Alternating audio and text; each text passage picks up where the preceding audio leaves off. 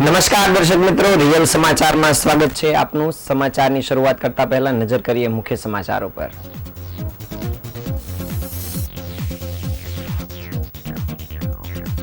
ગુજરાત પર એક સાથે 3 સિસ્ટમ સક્રિય થઈ, સુરત અને અમરેલીમાં રેડ એલર્ટ જાહેર કરાયું। કોલકાતા દુષ્કર્મ હત્યા ઘટનાને પગલે સુરતમાં ડોક્ટરોની સુરક્ષા વધારાઈ।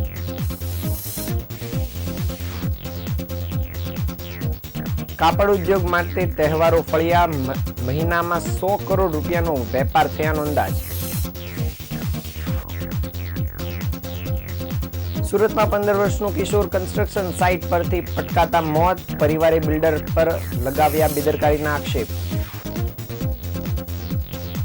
હવે સિટી બસ દ્વારા સુરતના વેસુ વિસ્તારના લોકોને રેલવે સ્ટેશનની ડાયરેક્ટ કનેક્ટિવિટી અપાશે। પીએમ જનમન અભિયાન અંતર્ગત સુરત જિલ્લાના આદિમ જૂથના લોકોને વિવિધ યોજનાઓનો લાભ અપાશે।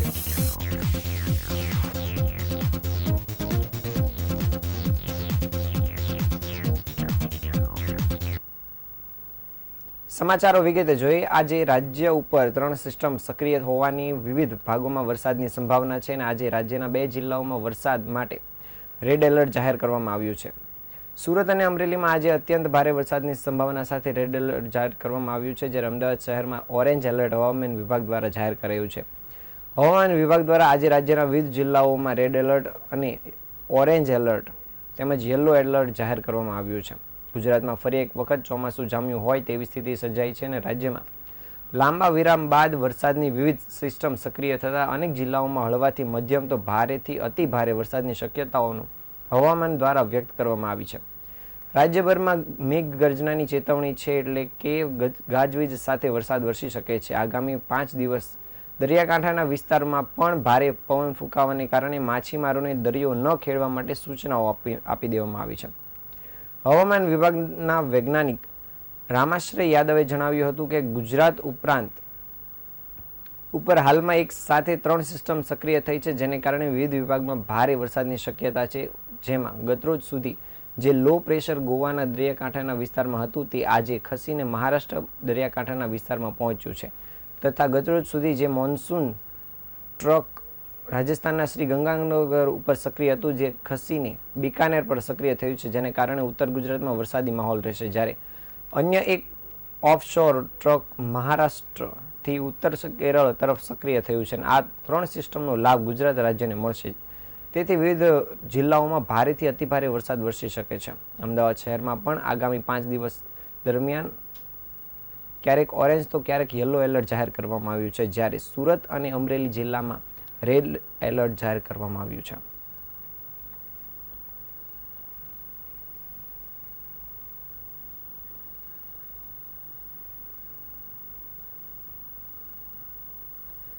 કોલકાતામાં મેડિકલ કોલેજની રેસિડેન્ટ તબીબ પર રેપ આચર્યા બાદ હત્યા કરવાની ઘટના સામે આવી હતી અને તેના પડઘા સમગ્ર દેશભરમાં પડ્યા છે, જે બાદ રેસિડેન્ટ તબીબો હડતાલ પર ઉતરી ગયા હતા અને 6 દિવસ હડતાલ કર્યા બાદ હડતાલ સમેટાઈ હતી અને આ સાથે જ રેસિડેન્ટ તબીબોએ સુરત સિવિલ સુપ્રિન્ટેન્ડન્ટ સહિતના તંત્રના અધિકારીઓ સાથે બેઠક કરી પોતાની માંગણીઓ મૂકી હતી, જે પ્રમાણે સુરતની સિવિલ વહીવટીતંત્ર દ્વારા કેમ્પસમાં સીસીટીવી અને બ્લેક સ્પોટ પર લાઇટ વધારવામાં આવી છે। આ સાથે જ મહિલા ગાર્ડ સહિત 15 સિક્યોરિટી ગાર્ડમાં વધારો કરી દેવામાં આવ્યો છે। સુરત સિવિલ હોસ્પિટલના આરએમઓ કેતન નાયકે જણાવ્યું હતું કે રેસિડેન્ટ તબીબોની હડતાલ હતી તે કલકત્તામાં બનેલી જધન્ય અપરાધ રેસિડેન્ટ તબીબ પર તેના આધારે આખા ભારત અને ગુજરાતમાં પણ મેડિકલ કોલેજના રેસિડેન્ટ તબીબો હડતાલ પર હતા।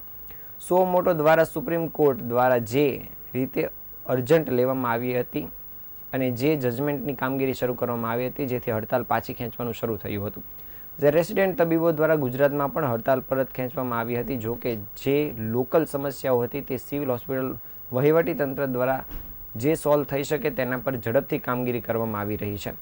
રેસિડેન્ટ તબીબો અને હોસ્પિટલ તંત્ર વચ્ચે બેઠક મળી હતી અને તબીબોની માંગ પ્રમાણે સીસીટીવી કેમેરા સિક્યોરિટી ગાર્ડમાં વધારો માંગવામાં આવ્યો હતો અને મર્યાદામાં 100% વધારો કરી શકાય તેમ હોવાથી 10% વધારો કરી શકાય તેમ હોવાથી 15 સિક્યોરિટી ગાર્ડ વધારવામાં આવ્યા છે।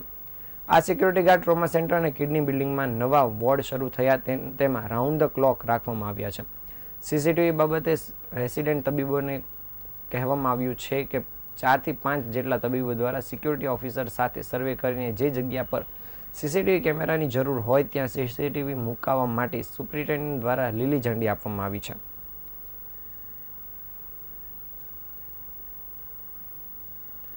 આ ઉપરાંત રેસિડેન્ટ તબીબોની માંગણીના આધારે કુલ 600થી વધારે કેમેરાઓ ગોઠવવા માટેની પણ તજવીજ હાથ ધરવામાં આવી છે. આગળ વધીએ. જન્માષ્ટમી અને શ્રાવણ મહિનાના વિવિધ ધાર્મિક તહેવારોને લઈ દેશભરમાં ધાર્મિક કાપડની ભારે ડિમાન્ડ જોવા મળી રહી છે અને ધાર્મિક તહેવારોને લઈને સુરતની ટેક્સટાઇલ માર્કેટમાં ધાર્મિક કાપડની ડિમાન્ડમાં મોટા પ્રમાણમાં વધારો જોવા મળી રહ્યો છે. સામાન્ય દિવસોની સરખામણીમાં છેલ્લા 1 મહિનામાં જ કાપડના વેપારમાં 5 ગણો વધારો નોંધાયો છે. ધાર્મિક કાપડનું વેચાણ કરનાર વેપારીઓ દ્વારા 30 દિવસમાં અંદાજિત 100 કરોડ રૂપિયાનો વેપાર થયો હોવાનું વેપારીઓનું કહેવું છે. શ્રાવણ માસથી સમગ્ર દેશમાં એક પછી એક ધાર્મિક તહેવારોની શરૂઆત થાય છે અને શ્રાવણ માસથી લઈ દિવાળી સુધી સમગ્ર દેશમાં વિવિધ ધર્મના તહેવારો હોવાના કારણે કાપડ માર્કેટને તેમાં ખૂબ મોટો ફાયદો થાય છે. સામાન્ય રીતે આ ઓગસ્ટ મહિનાથી દેશમાં વિવિધ ધાર્મિક તહેવારોની શરૂઆત થાય છે, જેને લઈને સુરતની ટેક્સટાઇલ માર્કેટમાં તેજી જોવા મળી રહી છે. શહેરમાં અંદાજિત 80થી 100 જેટલા ટેક્સટાઇલ વેપારીઓ દ્વારા ધાર્મિક કાર્યક્રમો અને ઉત્સવોમાં ઉપયોગી લેવામાં આવતા કાપડ બનાવવામાં આવે છે. ધાર્મિક કાપડના ઉત્પાદનમાં પણ સમગ્ર દેશમાં સુરત અગ્રસ્થાને છે. ત્યારે શ્રાવણ માસમાં જન્માષ્ટમીને લઈને સુરતની ટેક્સટાઇલ માર્કેટમાં ધાર્મિક કાપડની ડિમાન્ડમાં મોટા પ્રમાણમાં વધારો જોવા મળી રહ્યો છે.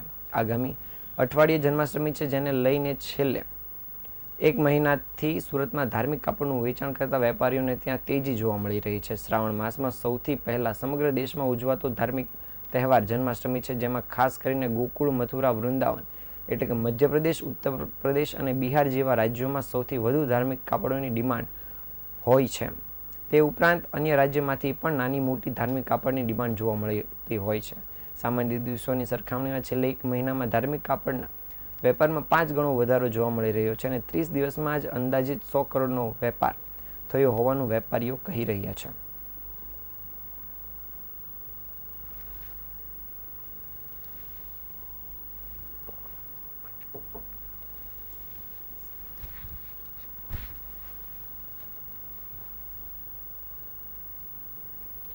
સુરતના સિંગણપુરમાં કન્સ્ટ્રક્શન સાઇટ પર 15 વર્ષીય કિશોર ચોથા માળેથી બારીમાંથી રહસ્યમય સંજોગોમાં નીચે પટકાતા તેનું મોત નીપજ્યું હતું. પોલીસે અકસ્માત મોતની નોંધ લઈ આગળની તપાસ કાર્યવાહી શરૂ કરી છે. જોકે પરિવારના સભ્યોને આશંકા છે કે અકસ્માત નહીં, પરંતુ તેની સાથે કોઈ ગંભીર ઘટના ઘટિત થઈ છે. સાઇટ પર બિલ્ડરની બેદરકારી થઈ પણ હોઈ શકે તેવી તટસ્થ તપાસ થવી જોઈએ, જેના કારણે કિશોરનો મૃતદેહ એમ્બ્યુલન્સમાં લઈને પરિવારના સભ્યો પોલીસ કમિશનર કચેરીએ પહોંચ્યા હતા અને ઘટનાની જાણ થતાં ઉચ્ચ અધિકારીઓ અને ઉમરા પોલીસ મથકના ઇન્સ્પેક્ટર સીપી ઓફિસ દોડી આવ્યા હતા અને પરિવારને સમજાવવા માટે પ્રયાસો પણ કર્યા હતા. અમરોલી ગુજરાત હાઉસિંગ બોર્ડ ખાતે રહેતા 15 વર્ષીય ચિરાગ પ્રકાશ મીઠાપરા સિંગણપુર હરિદર્શનના ખાડા પાસે ધારા હેવન નામની કન્સ્ટ્રક્શન સાઇટ ઉપર અગાઉ છૂટક કામ કરવા માટે આવતો હતો. હાલ રક્ષાબંધનની ઉજવણી માટે શ્રમજીવીઓ વતન ગયા હોવાથી સાઇટ પર કામ બંધ હતું. દરમિયાન ચિરાગ સાઇટ પર પહોંચી ગયો હતો અને ચોથા માળેથી બારીમાંથી રહસ્યમય સંજોગોમાં નીચે પટકાતા તેનું મોત નીપજ્યું હતું. ચિરાગના મોતના કારણે પરિવારે બિલ્ડર પર આક્ષેપો કર્યા છે કે ચિરાગની સેફટી વિના કામ કરાવાતા ઘટના બની હોવાનું પરિવારે બિલ્ડર પર આરોપ લગાવ્યો છે. ચિરાગને ખાનગી હોસ્પિટલમાં બાદ સ્વિમર હોસ્પિટલમાં ખસેડવામાં આવ્યો હતો, જ્યાં તબીબે તેને મૃત જાહેર કર્યો હતો. બિલ્ડરની બેદરકારીથી કિશોરનું મોત થયું હોવાનો પરિવારે ગંભીર આક્ષેપ લગાવ્યા છે, જે બાબતે પોલીસ ફરિયાદ નહીં લેતી હોવાના પણ પરિવારે આક્ષેપો કર્યા છે. ઉચ્ચ અધિકારીઓએ યોગ્ય કાર્યવાહી કરવાનું કહી મોડી રાત્રે મામલો થાળે પાડવા માટે કોશિશ કરી હતી. બનાવની જાણ થતાં સિંગણપુર પોલીસે ઘટના સ્થળે દોડી ગઈ હતી અને તપાસ પણ શરૂ કરી છે. જોકે પરિવારની આશંકા છે કે આ અકસ્માત નહીં, પણ પરિવારના સભ્યોને ન્યાયની માંગણી કરી છે. પોસ્ટમોર્ટમ બાદ મૃતદેહને એમ્બ્યુલન્સમાં મૂકી પરિવાર અને સમાજના લોકો પોલીસ કમિશનર કચેરીએ પહોંચી ગયા હતા અને ઘટનાની જાણ થતાં પોલીસના અધિકારીઓ ત્યાં ઘટના સ્થળે દોડી આવ્યા હતા અને પરિવારને યોગ્ય તપાસનું આશ્વાસન આપીને પરત મોકલ્યા હતા.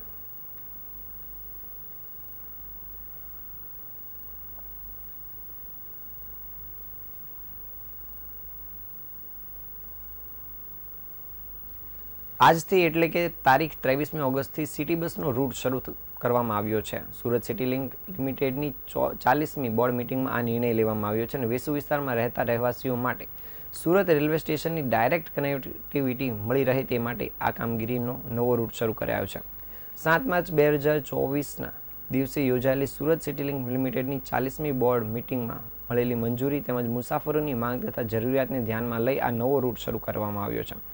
આજથી સિટી બસની રૂટ નંબર 146માં સુરત રેલવે સ્ટેશનથી ગેલ કોલોની, વેસુ વાયા, સહારા દરવાજા, ઉધના દરવાજા, ખરવડનગર, સોશિયો સર્કલ, અરુણોદ દ્વાર, જીડી ગોયનકા સ્કૂલ સહિતના વિસ્તારોમાં આ રૂટ શરૂ કરાયો છે, જેથી વેસુ વિસ્તારમાં રહેતા રહેવાસીઓ માટે સુરત રેલવે સ્ટેશનની ડાયરેક્ટ કનેક્ટિવિટી મળી રહેશે, જેથી જાહેર જનતાને આ સેવાનો વધુમાં વધુ લાભ લેવા અનુરોધ કરવામાં આવ્યો છે.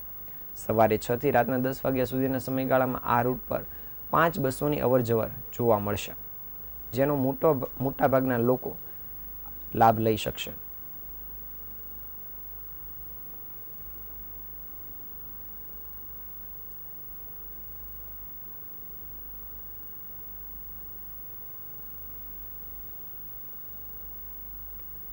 દેશ અને રાજ્યના આદિમ જૂથના વિકાસ માટે પીએમ જનમન ડેવલપમેન્ટ મિશન હેઠળ નાણાકીય અંદાજપત્રમાં ભારત સરકાર દ્વારા ખાસ જોગવાઈ કરવામાં આવી છે અને વડાપ્રધાન નરેન્દ્ર મોદી દ્વારા તારીખ 15મી ઓગસ્ટથી પીએમ જનમન અભિયાન હેઠળ આદિમ જૂથના તમામ પરિવારોને સરકારની વિવિધ યોજનાઓનો લાભાન્વિત કરી શકાય તે માટે વિકાસની મુખ્ય ધારાઓમાં લાવવા માટેનો પ્રયાસ હાથ ધરવામાં આવ્યો છે.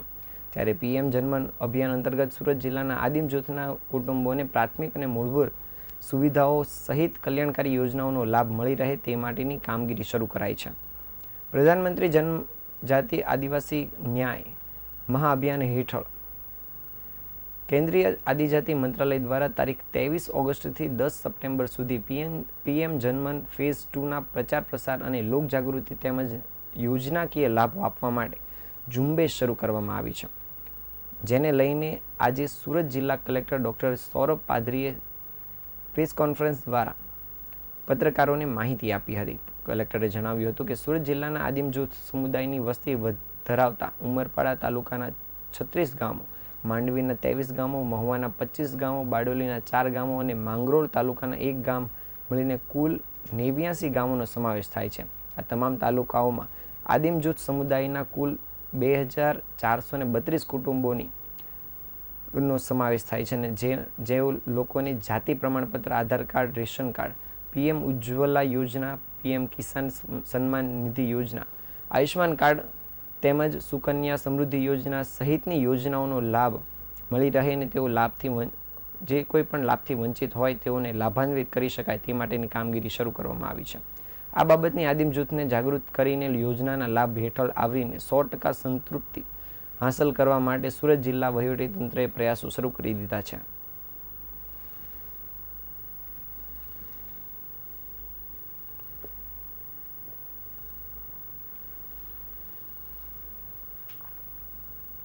સુરત પબ્લિક યુનિવર્સિટી એક્ટ હેઠળ વીર નર્મિત સાઉથ ગુજરાત યુનિવર્સિટીના કુલપતિ હેઠળ આજે ઇન્ચાર્જ કુલપતિ ડોક્ટર કે.એન. ચાવડાની ફરી એક વખત નિમણૂક કરી રેગ્યુલર કુલપતિ તરીકેનો ચાર્જ સોંપવામાં આવતા તેમણે ચાર્જ સંભાળ્યો હતો. વીર નર્મદ દક્ષિણ ગુજરાત યુનિવર્સિટીમાં 3 વર્ષ સુધી રેગ્યુલર કુલપતિ તરીકે અને છેલ્લા 4 મહિનાથી ઇન્ચાર્જ કુલપતિ તરીકેની જવાબદારી નિભાવી રહેલા અમરોલી કોલેજના આચાર્ય કિશોરસિંહ ચાવડાની વધુ એક વખત પસંદગી કરીને રાજ્ય સરકારે તેમને આગામી 5 વર્ષ માટેના કુલપતિ તરીકેની જવાબદારી સોંપવાનો સત્તાવાર હુકમ કરતા તેમણે યુનિવર્સિટી ખાતે પોતાનો પદભાર સંભાળ્યો હતો. આ જાહેરાત થતાં જ યુનિવર્સિટી વર્તુળમાં ફરી એક વખત ખુશીની લહેર પ્રસરી ગઈ હતી. લગભગ 33 વર્ષનો અનુભવ ધરાવતા કિશોરસિંહ ચાવડા દ્વારા એમકોમ, બીએડ, એમફિલ અને પીએચડીની ડિગ્રી ધરાવે છે અને તેઓએ ભારત શિક્ષા ગૌરવ પુરસ્કાર અને ધી શિક્ષા ભારતીય પુરસ્કાર પણ મેળવ્યો છે.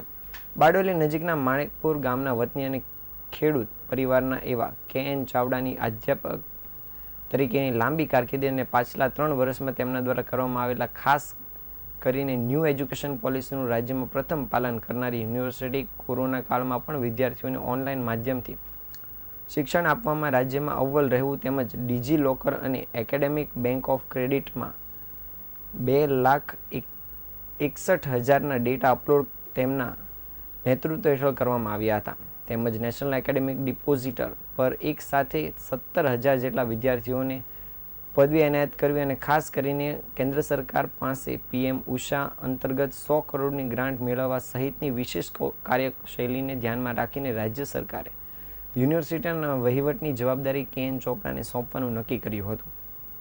આવનારા 5 વર્ષ સુધી તેઓ વિનર્મદ યુનિવર્સિટીના કુલપતિ તરીકે કાર્યભાર સંભાળશે.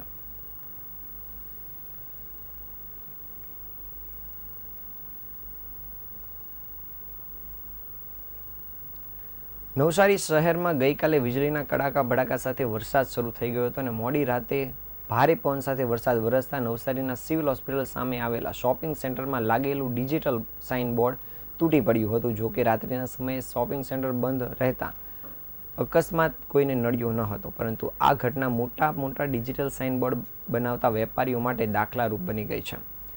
જાહેર રોડ કે શોપિંગ સેન્ટરમાં પોતાની દુકાનોની જાહેરાત કરવા માટે વેપારીઓ મોટા અને ભારેખમ ડિજિટલ સાઇન બોર્ડ બનાવતા હોય છે, પરંતુ તેની મજબૂતાઈ અંગે કોઈ મેન્ટેનન્સની કામગીરી કરવામાં આવતી નથી.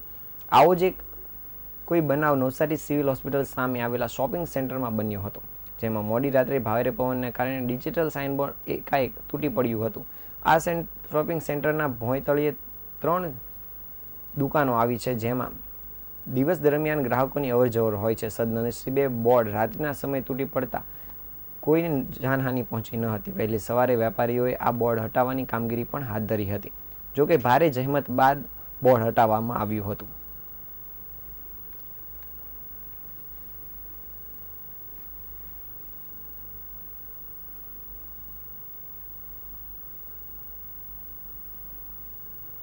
સમાચારના અંતે ફરી એકવાર નજર કરીએ આજના મુખ્ય સમાચારો પર.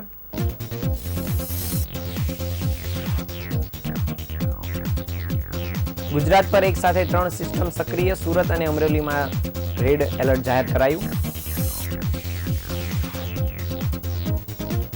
કોલકાતા દુષ્કર્મ હત્યા ઘટનાને પગલે સુરતમાં ડોક્ટરોની સુરક્ષા વધારાઈ.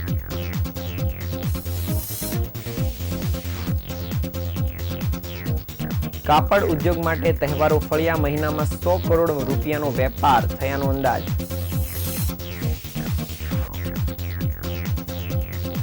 સુરતમાં 15 વર્ષનો કિશોર કન્સ્ટ્રક્શન સાઇટ પરથી પટકાતા મોત, પરિવારે બિલ્ડરની બેદરકારીના લગાવ્યા આક્ષેપ. હવે સિટી બસ દ્વારા વેસુ વિસ્તારના લોકોને રેલવે સ્ટેશનની ડાયરેક્ટ કનેક્ટિવિટી આપવામાં આવશે.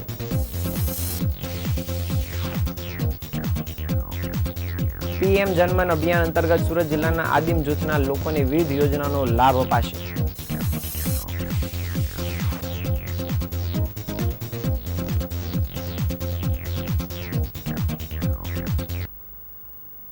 આ હતા અત્યાર સુધીના સમાચાર. નવા સમાચારો આવતીકાલે ફરી મળીશું. ત્યાં સુધી રજા આપશો. નમસ્કાર.